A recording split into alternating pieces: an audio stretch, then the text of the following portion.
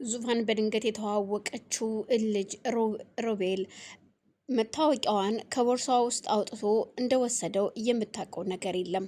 እሱ እዛ ቤት ለመምጣት የሚፈልግበት ምክንያት መታወቂያውን እሷ ወደ መጸዳጃ ክፍል ስትገባ ነበር መታወቂያዋን የወሰደው።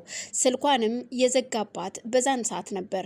እሷ ግን ስልኳንም ቸክ ስላላደረገችው ስልኳን ይዛ መጥታለች ወደ ቤት። ቤት መታ ቁጭ እንዳለች ከደቂቃዎች በኋላ ድንገት ይኸው ሰው ፍቅረኛ የተባለው እሱ እንደ ፍቅረኛ ቢቀርባትም እሷ ፈራ ተባ እያለች ቢሆንም እየቀረበችው ነው። በዛን መሀል ቲቲም እናም ድንገት በሩ ሲንኳኳ እሷ በር ለመክፈት ወደዛ ትሄዳለች። ወደ ቤት ከመምጣቱ በፊት በድንገት ቲቲን አግኝቷት ስለነበረ ቲቲም አነጋገሯና አወራሯ ስላላማረው አንገቷን ይይዛታል። አንገቷን ይዞ ስሚ እገልሻለሁ፣ ከዚህ በኋላ ከማን ጋር እንድተዋወቅሽና ማን እንደሆንኩኝ እያወቅሽኝ አይመስለኝም። ከዚህ በኋላ በደንብ እንድታቂኝ አደርግሻለሁ በማለት እሺ አሁን ልቀቀኝና እኔ መተንፈስ እያቃተኝ ነው፣ እባክህን ግን እንደዚህ ስላነካኝ ደግሞ የምፈራህ እንዳልመስልህ ትለዋለች። እሱን እኔ ደግሞ እንደምትፈሪና እንደማትፈሪ ብቻ ሳይሆን እንዴት አድርጌ እንደማሰናብትሽ አሳይሻለሁ፣ ገባሽ? ድምጽ በሌለው መሳሪያ እገላግልሻለሁ ሲላት ትደነግጣለች። ቆይ ይሄ ሰውዬ ምን እያለ ነው? እሺ አሁን ልቀቀኝና እኔ ልሂድበት ስትለው ይኸውልሽ ይሄ ነገር ማንም ሰው ጋር አንደበት ብሰማ አያየሽውን ነገር አሁኑኑ ከውስጥሽ እንዳላየሽ እንደማታቂ ሆነሽ እንድታስወጪው ከውስጥሽ እፈልጋለሁ። ማንም ሰው ይህንን ሚስጥር ከሰማ እመኝኝ እገልሻለሁ። የምገልሽ ደግሞ ድምጽ በሌለው መሳሪያ ነው ይላታል። አልገባኝም። አዎ ነገርኩሽ፣ በቃ ገባሽ? ማንም ጋር ልገናኝ የሚያገባሽና የሚመለከትሽ ነገር የለም። አርፈሽ ብትቀመጭ ይሻልሻል ሲላት ቲቲም እሺ በቃ አሁን ልቀቀኝ ስትለው እዩልሽ አርፈሽ ብትቀመጭ ይሻልሻል፣ ከማን ጋር እንደገጠምሽ አልገባሽም፣ ስለዚህ አርፈሽ ተቀመጭ በማለት ዝቶባት ይሄዳል። ቲቲም ደንግጣ ስለነበር በሰዓቱ ቆየ ሰው ምን እያደረገ ነው? ለማንኛውም እንዲማለ እንዲህ እሱንና ዙፋንን ከአንድ ላይ መተው የለብኝም በማለት እሷም ወደ ቤት እየሄደች ነበረ። ቤት እንደሄደች ማንንም ሳታናግር መኝታ ቤቷ ገብታ ቁጭ ብላለች። ይሄ ሰውም የዙፋንን መታወቂያ ይዞ በር ሲያንኳኳ ዙፋን በር ትከፍትና ውይ እንዴ ምንድን ነው? ለምን መጣህ? እንዴት ነው? አልገባኝም። ስትመጣስ እየመጣው ነው ብለህ ስልክ አትደውልም እንዴ? እንዴት መጣህ? ባልኖርስ ስትለው በነገራችን ላይ ደውዬልሽ ነበር ግን ስልክሽ እየሰራ አይደለም፣ ስልክሽ አይሰራም እና ለዛ ነው ደግሞ ያው መታወቂያሽን ስለጣልሽው መታወቂያሽን ይዤልሽ ነው የመጣሁት ሲላት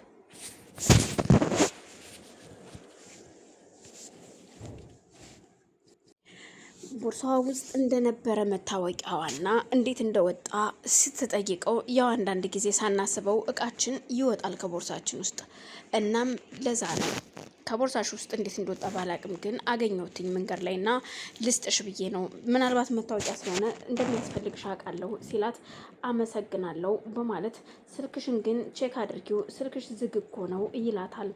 ስልኳንም ቼክ ስታደርገው አይ ኔትወርክ ነው በማለት ልብ ብላ ስላላየችው እሺ በቃ እናግባ ብላ ከገባና ቁጭ ብለው እየተጨዋወቱ እያለ ቲቲ ድንገት ትመጣለች። ወይኔ እዩልኝ፣ ተመልከቱልኝ እናንተ ቆይ ከመቼው ተገናኝታችሁ ከመቼው ተዋውቃችሁ ነው ደግሞ በማለት ለማንኛውም ቆይ አንድ ጊዜ ብላ ተመልሳ ወደ ውስጥ ትገባለች። ሁለቱም ቁጭ ብለው እያለ እየተጨዋወቱ እያለ ዙፋንም ጥያቄዋን ቀጠለች። እኔ ምልክ ባለፈው ምንም አይነት ቤተሰብ እንደሌለህና ብቻህን እንደሆንክ ነግረኸኝ ነበረ ስትለው አዎ ብቻዬን ነው የምኖረው፣ ማንም ሰው የለኝም፣ ግን አንዲት ታናሽ እህት አለች። የሚገርምሽ ነገር ሌሎቹ እናትና አባቴን በተረገመ ሰው ነው ያጣኋቸው። ድርጅታን የራሱን ድርጅት ከፍ ለማድረግ ሲል የኔን ቤተሰቦች አሳጣኝ በማለት በቁጭት ሲነግራት ወይኔ ጉዴ ፈላ እና ይቅርታ የማይወራ ወሬ ያወራው መሰለኝ እና ቤተሰቦች በህይወት የሉም ማለት ነው፣ በጣም ይቅርታ ለዚህ ጥያቄ ስትለው ምንም ችግር እንደሌለውና መጠየቅ እንደምትችል ይነግራታል። እና እህትክስ ስትለው እህቴም ከረጅም ጊዜ ሆናት፣ እሷን ለመፈለግ ያልገባሁበት ጉድጓድ ያልወጣሁበት ተራራ የለም፣ ግን እህቴን ላገኛት አልቻልኩኝም፣ የት እንዳለች አላቅም፣ ግን በፍለጋ ላይ ነኝ ሲላት ምንም ችግር የለውም እንዳታስብ፣ ከዚህ በኋላ እኛን እንደ ቤተሰቦችህ እየን ከኛ ጋር የፈለግከውን ነገር ማግኘት ትችላለህ ምንም ችግር የለውም እህትህን ደግሞ እንደዛም እንዲም ብለን እንፈልግና እናገኛታለን ትለዋለች። እሺ በጣም አመሰግናለሁ የእውነት በእንደዚህ አይነት መልኩ ስለቀረብሽኝ ከልብ አመሰግናለሁ በማለት አይዞህ እሺ ምንም እንዳይከፋህ ትልና ዙፋንም አቅፋ ታጽናናዋለች። እሱም አንቺ እኔን በመልካም ጎን ብትቀርቢኝም እኔ ግን ቤተሰቦችን የነጠቀኝን የዛን የርኩስ አባትሽን በቀል ከእናንተ ላይ ወጣለሁ። እርግጥ አንቺ ምናልባት በንጹህ ልብሽ ሊሆን ይችላል የቀረብሽኝ ነው። እኔ ግን በፍጹም በንጹህ ፍቅር ብትሰጭኝም ንጹህ ፍቅር እንደማልሰጥሽ እወቂ በማለት ለማስመሰል አቅፏት ለተወሰነ ሰከንድ ይቆያል። ቲቲም በዛን ሰዓት ተመልሳ ስትመጣ ወደ ሳሎን እነሱ ተቃቅፈዋል። ወይኔ ጉዴ ፈላ ተመልከቱልኝ እናንተ ከመቼው ደግሞ ለመተቃቀፍ በቃችሁ ስትላቸው ዙፋንም ትደነግጥና እባክሽን ዝም በይ ቲቲ ስትላት ወይኔ ጉዴ ፈላ እንዴት ዝም በይ ትኛለሽ በማለት የሚገርም ነው። ቆይ እንደው ትንሽ እንኳን መግባባት የሚባል ነገር የለም እንዴ? ሳትግባቡ እኮ ልትጋቡ ነው እንዴት እንደዚህ ትተቃቀፋላችሁ ስትላቸው እሱም በጣም በንዴት እያያት ምክንያቱም ጧቱኑ ሲገናኙ አንቋት ነግሯት ስለነበረ ኮቱን ወደ ላይ ገለጥ ያደርግና ሽውጡን ወገቡ ላይ ያሳያታል። በዛን ሰዓት ወሬዋን አስቀይሳ እሷም ከዛ አካባቢ ተነስታ እሺ በቃ እንደውም ተጫዋቱ የሚያስፈልጋችሁ ነገር ካለ ምን ላምጣላችሁ ስትል ምንም እንደማያስፈልግና ምንም እንደማይፈልግ ይነግራታል። በቃ እሺ እኔ ወደ ውስጥ ልግባ ትልና ቲቲም ደንግጣ ስለነበር ወደ ውስጥ ትገባለች። ዙፋንም እሺ ሻይ ቡና ምን ላምጣልህ ስትለው ውሃ እንደምትፈልግ ይነግራታል። እሷም ውሃ ለማምጣት ወደ ኪችን ትሄዳለች። ወደ ኪችን ሄዳ ምኞትን ምን ነው በሰላም ነው ወይ እየመጣሽው እየፈለግሽው ነገር አለ እንዴ ስትላት አይ ምንም አልፈለኩኝም ምኞት ግን ይሄ ባለፈው ያስጣለኝ ልጅ ሮቤል እኔ ጋር መጥቷልና መታወቂያዬን ጥየው ስለነበር ይዞልኝ መጣ። እናም ግን አመጣጡ እኛ ጋር መለማመዱ እኔ እንጃ ብዙም ባያስደስተኝም ብቻ ግን ምን እንደምልሽ አላቅም ምኞት።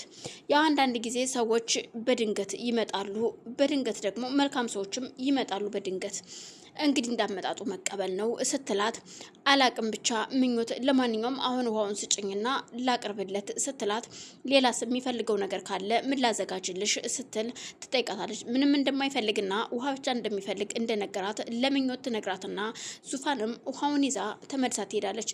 ይቅርታ ቆየውብህ በማለት ምንም ችግር የለውም ብሎሱም ውሃውን ተቀብሎ ከጠጣ በኋላ እኔም ቤታችሁን እያየሁኝ ነበር እየጎበኘው ነበር ይላታል። እሺ እናንተ ታዲያ እንዴት ነው በማለት እነሱ ወሬያቸውን ሳይጨርሱ በድንገት ወንድሟ በረከት ይመጣል። በረከት ቤት አልነበረምና መጥቶ ቁጭ እንዳለ ሰላም ብሏቸው ከዛም በቃ እኔ አሁን መሄድ አለብኝ በማለት ተነስቶ ሲሄድ ሮቤል በቃ ልሸኘው ትልና ተነስታ ትወጣለች። ዙፋን ልትሸኘው የወጣችሁ ስልኳንም ሳትይዝ ነበርና ትቆይበታለች። እናም በረከትም ቆይ ዙፋን ምን ነው ቆየች? ይሄንን ሰው ግን እንዴት ነው እኔ አምኜ የሰጠኋትኝ? በፍጹም ዙፋን ከምንም አይነት ሰው ጋራ እንድትሆን አልፈቅድላትም። አሁን ላይ ይሄ ሰው ማን ነው? በድንገት ወደ ህይወታችን መጣ እንጂ ማን እንደሆነ እኮ የምናውቀው ነገር የለም ሲል ኤልሳይ ዶክተሩ ልጅም እንዴ ቢኬ ያን ጊዜ እኮ ከዛ አደጋ ያተረፋት ሰው ነው። ስለዚህ ምንም ችግር የለውም። በፍጹም ደግሞ ስልኳን ጥላ ነው ሄደችው። በፍጹም